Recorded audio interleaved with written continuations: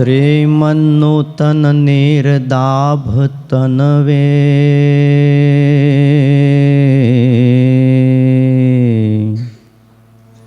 શ્રીમાધુરી મૂર્તયે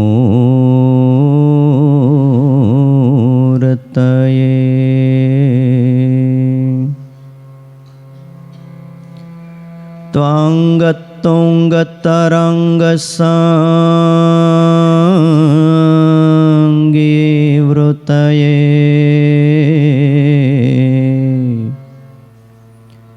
સંચતે ચલતે વાસસે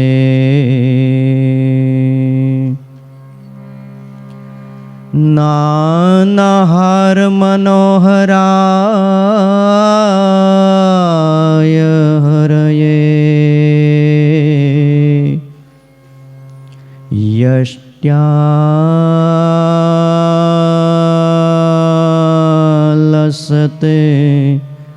પાણયે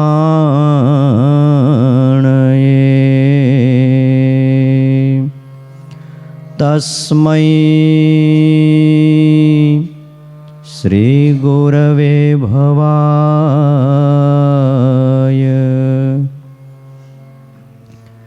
સહજાનંદાય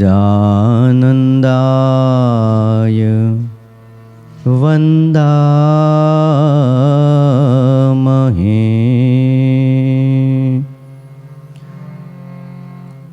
સહજાનંદાય વંદામહે.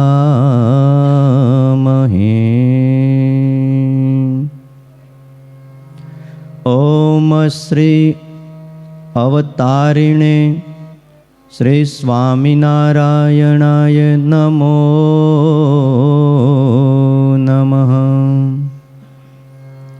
અક્ષરધામાધિપતયે મહારાજાધિરાજાય શ્રી હરિકૃષ્ણ મહારાજાય નમો નમઃ. મહામનોહરાય બાલસ્વરૂપાય અતિમનોહરાય શ્રી ઘનશ્યામાય નમો નમઃ. એકાકી વનવાસીને કઠિન તપકારિણે બાલયોગી શ્રી નીલકંઠ વર્ણેન્દ્રાય નમો નમઃ. પરાત્પરાય પુણ્યશ્રવણ કીર્તનાય શ્રી સહજાનંદ સ્વામીને શ્રી નારાયણ મુનયે નમો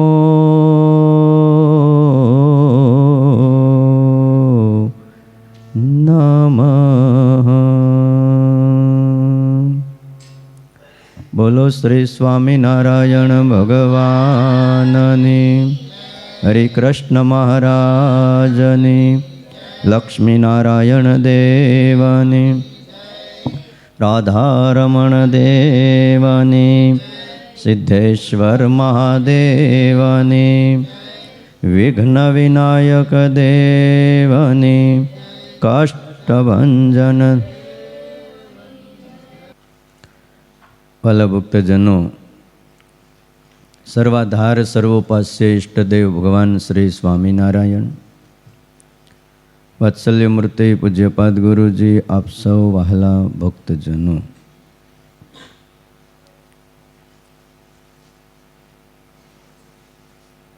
શિક્ષાપત્રી ભાષ્યની કથા સાંભળીએ છીએ. પવિત્ર ધનુર્માસ ચાલે છે. આજે 12 જૂન એટલે 12/1/2023 ગુરુવાર છે. જોત જોતામાં મકર સંક્રાંતિ હમણાં આવી ગઈ, સમજો. હે હા,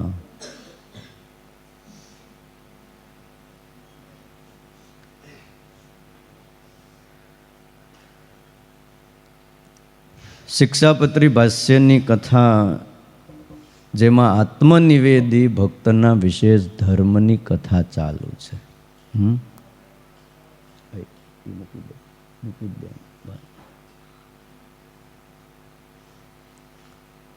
હરેર વિધાય નૈવેદ્યમ ભોજ્યમ પ્રાસાદિકમ તતઃ.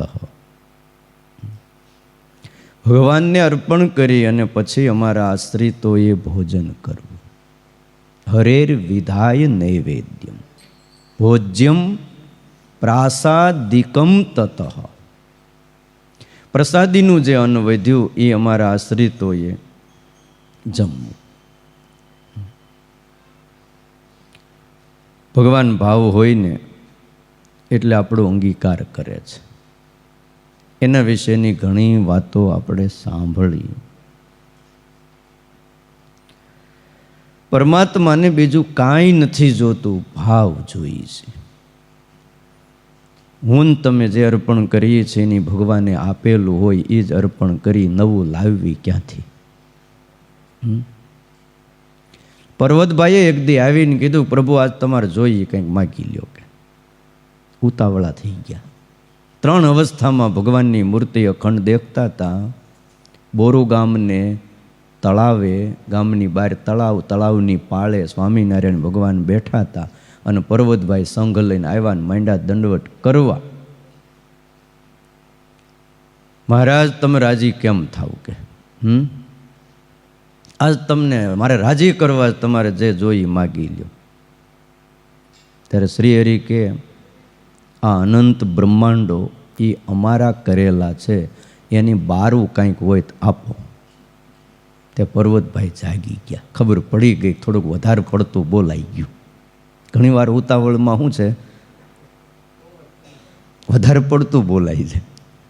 આ તો મુક્તની અને મહારાજની લીલા છે. પર્વતભાઈ તો બહુ સજાગ હતા, પણ મને તમને શીખવાડ્યું. એટલે પર્વતભાઈ કે તો મહારાજ હું હાથ જોડું છું, તમે રાજી કેમ થાવ એ કયો. તો કે અમારા 5 વર્તમાન પાળે તો અમે રાજી થાય. પર્વતભાઈ કે તમે આ ધરતી ઉપર આવ્યા, બધાય 5 વર્તમાન પાળતા હોત અને બધા જ લાઈનમાં હલતા હોત તો તમે શું કરત? શ્રીજી મહારાજ કે ભારતમાં બને, બધા લાઈનમાં હાલે. બોર્ડ માર્યા હોય છે કે અહીંયા આમ હાલવું, અહીંયા ઊભું રહેવું. આ લાઇટ થાય પછી તમારે હાલવું નહીં. લાલ લાઇટ બતાવે એટલે ગાડી ઊભી જ રાખી દેવાની, લીલી લાઇટ થાય એટલે જવાનું. પણ લાલ હોય કે લીલી, બધાય વર્તમાન પાળતા હોત તો તમે શું કરત? તો અમે એવો નિયમ કરત કે જે ન પાળે ને એનું કલ્યાણ કરવાનું. આ સવારે વહેલા ઉઠીને પૂજા કરે એનું કલ્યાણ કરવું એ તો રીત છે, પણ બધાય વહેલા ઉઠીને પૂજા કરતા હોત ને તો અમે એવો નિયમ પાડત કે સવારે નાઈ નહીં પૂજા ન કરે એનું કલ્યાણ. આ સારું કે નહીં?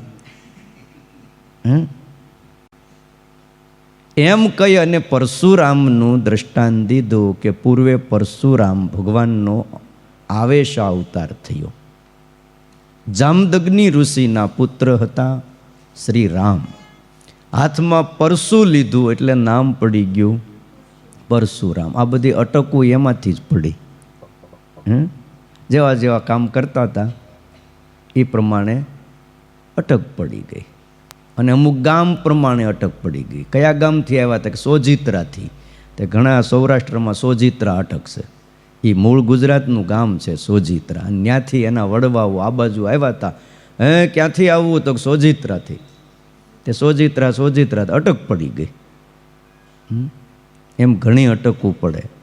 પરશુરામે હાથમાં પરશુ લઈ 21 વખત ધરતી ઉપર ફરી અને ક્ષત્રિયોને આમ તો તારી દીધા. માર્યા એમ તો કહેવાય જ નહીં. ભગવાન જેને પણ મારે છે એ મરતો નથી, એ તરી જાય છે. ક્ષત્રિયોનો સંહાર કર્યો. પછી લોહીના કુંડ ભર્યા, મોટા મોટા બાથ બનાવ્યા હતા. કાંઈ આજકાલ નથી બનાવ્યા. તેથી પરશુરામજીએ મોટા મોટા હોજ કર્યા.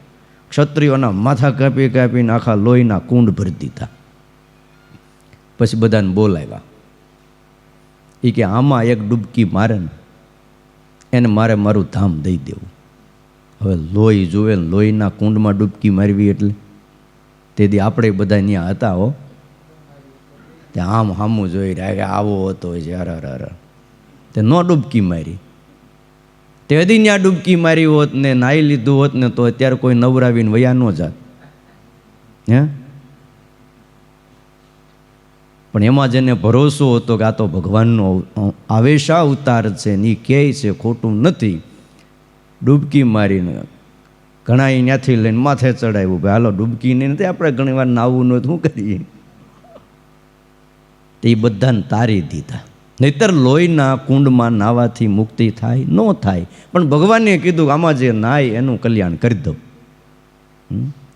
એમ બધાય વર્તમાન પાળે છે ને જો ન પાળતા હોત ને એટલે પાળતા હોત તો અમે એવો નિયમ કરત કે ન પાળે એનું કલ્યાણ થાય. ભગવાન એક એવું તત્વ છે, પરમ તત્વ છે કે એની આજ્ઞામાં કોઈ રહે ને બીજો વિચાર જ ન કરે. બુદ્ધિ કોણે આપી? ભગવાને. તો જેણે બુદ્ધિ આપી એ કાંઈક કહેતા હોય તો એને આપનારા પાસે વધારે હોય કે ન હોય. તમે 5-25 હજાર રૂપિયા કોઈને આપો દાનમાં, કંઈક સેવા કરો તો ડાયામણાને ખબર પડે કે ભાઈ 5-25 લાખ દઈ દે છે તો એની પાસે કેટલા હશે ખબર પડે કે નહીં. કોઈ કરોડોમાં દેતા હોય તો એ ખબર પડે કે ભાઈ કરોડ રૂપિયા દાનમાં દે છે તો એની પાસે બીજા ઘણા કરોડો રૂપિયા હશે.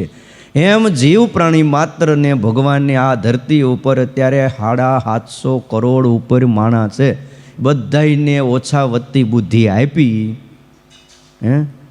તો એ દેનારા પાસે કેટલી છે? બધાને આપી છે ને કે કોઈ રહી ગયા છે ભૂલમાં? બોલો. એને આપી હોય પણ એને હવળો ઉપયોગ ન કર્યો હોય એટલે એ જો કે અંદર જમા જ હોય પણ ઉપયોગ કરતા ન આવડતું હોય. ભગવાન બધાને આપે છે. એને એટલી જ ખબર છે. કેમ ગમે એવો માણા હોય, કેમ કોઈ દી ગાય ભેંસુની આરે ઘાસ ખાવા ન માંડ્યો? એને એટલી ખબર તો છે કે હું માણસ છું. એકવાર છોકરા બધા બેઠા હતા, પછી પૂછ્યું તું કોણ છો? એલા સાધુ મહાત્મા જ્યાં અને છોકરાઓ બધા ભણતા હતા. આ બધા છે ને આપણે અહીંયા જો ને ભૂલકાઓ. પૂછ્યું એટલે બેટા તું કોણ છો? એક જણો પહેલો ઊભો થયો, હું બ્રાહ્મણ છું. ઠીક છે બેહી જા. બીજાને ઊભો કર્યો, તું કોણ છો? હું ત્રિવેદી બ્રાહ્મણ છું. ચોથાનો તે ત્રીજાને ઊભો કર્યો, તું? હું ઔદિચ બ્રાહ્મણ છું. ખબર નહીં મોટ બધા મોર બેઠેલા. આગળ ગયા, ત્રીજાને ચોથાને પૂછ્યું, તું? તો હું ક્ષત્રિય છું કે. ઠીક છે. એક પછી તો હવની જ્ઞાતિ ઉપર આવ્યા. કોઈ કે હું પટેલ છું ને, કોઈ કે હું આ છું ને, કોઈ કે હું તે છું ને. પછી બધું હાલ્યું. કોઈ દરજી છે ને, કોઈ સુથાર છે ને, કોઈ લુહાર છે ને, મિસ્ત્રી છે ને. એક છોકરો છેલ્લે બેઠો હતો. એટલે સાધુ મહાત્મા એને કીધું, બેટા અહીંયા આવ. તું કોણ છો? તો હું બાળક છું. હું કીધું? હું બાળક છું. આ બધાએ જવાબ દીધા, એના કરતાં આ જવાબ રાઈટ લાગ્યો.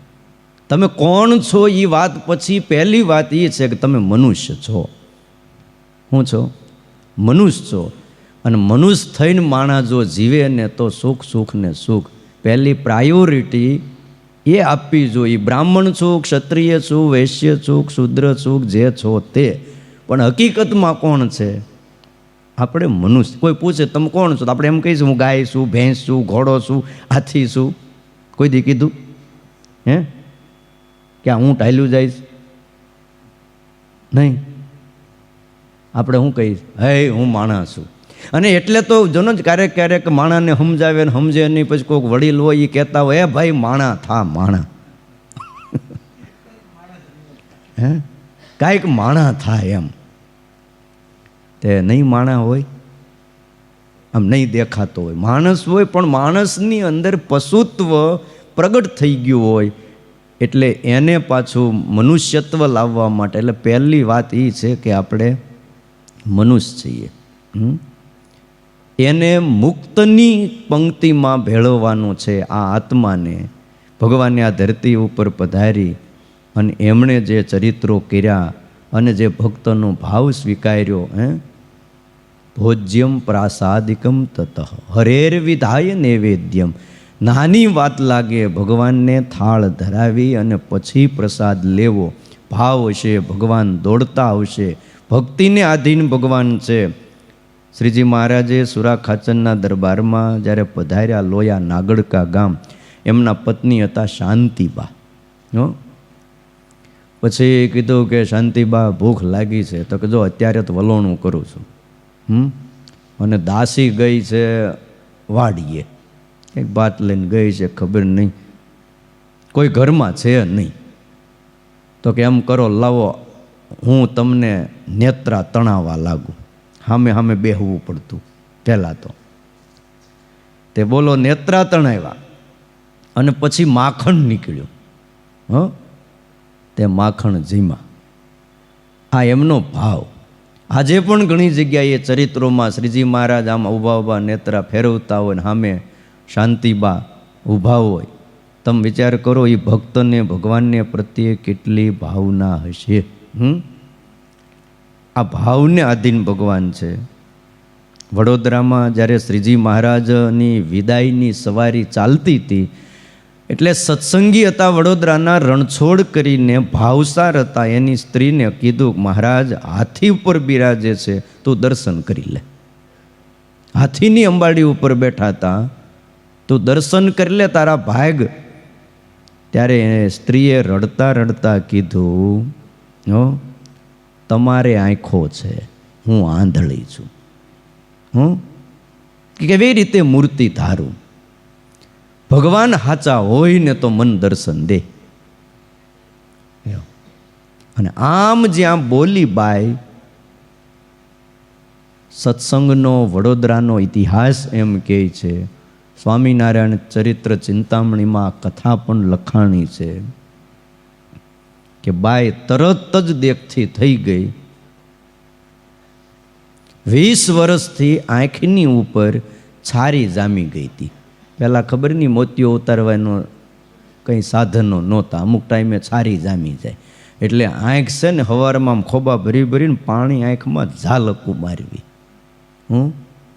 એનાથી આંખમાં છારી જામે નહીં.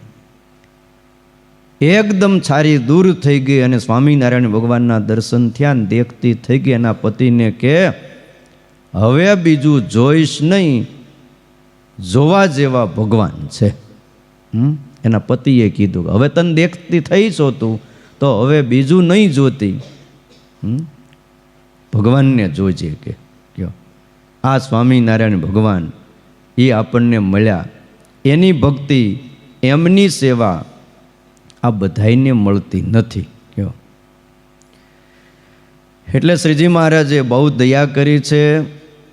ડાંગરવામાં શ્રીજી મહારાજ જ્યારે જતનબાઈના ઘરે પધાર્યા હતા, ત્યારે એના પિતા વેણીદાસ હતા. એણે એની દીકરી આવડ્યા જતન, એને કીધું, જો બેટા જતન, એ મહારાજ જતા હોય ને તો જવા દેજે. કે સાધુઓને લઈને આવ્યા હતા, હા, રોકાશે તો ખવડાવીશું હું.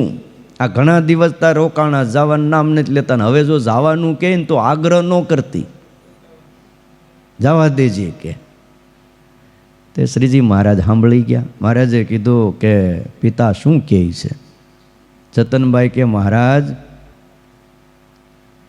મારા પિતા એમ કહે છે કે મહારાજ જતા હોય ને તો બળ જબરીથી રોગ જે જવા ન દેતી, એમ કહીશ. લ્યો બોલો, આ જુઓ ને, આ વિવેક. મને લાગે આ કઈ સ્કૂલોમાં કઈ જગ્યાએ ભણ્યા હશે.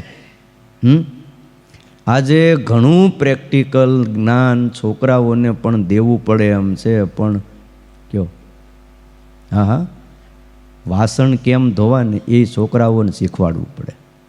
અનેક પ્રકારના વાસણ ધોવાના, કપડાં ધોવાના, બીજા ત્રીજા પ્રસાધનો અલગ અલગ હોય છે. ખ્યાલ આવ્યો? તે એ જુદા જુદા હોય છે.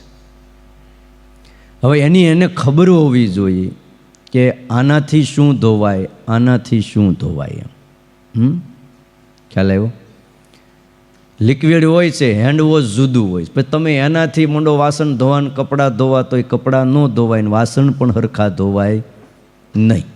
એટલે એની ખબર હોવી જોઈએ કે આનાથી આ વસ્તુ જ થાય અને આનાથી આ જ થાય.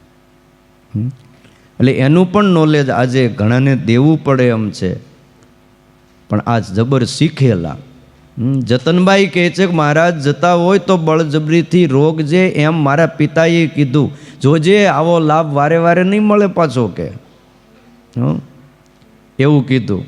ત્યારે મહારાજે અનાજની 7 કોઠીઓ હતી, ખાલી હતી.